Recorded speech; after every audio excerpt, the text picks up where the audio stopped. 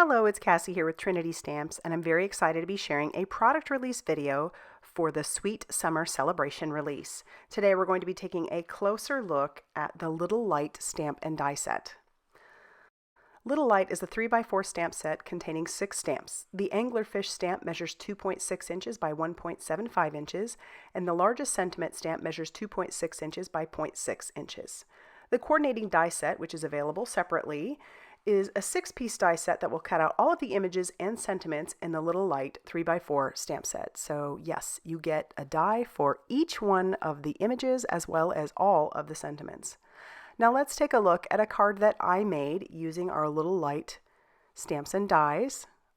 I had to make a light up card, so that uses a 1 light.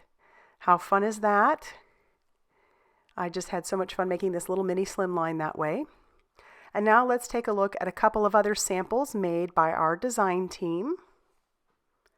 And be sure to check out all that Trinity Stamps has going on over on their blog, Facebook page, and Instagram for more crafty inspiration. Thanks for stopping by, and I hope you have a great day.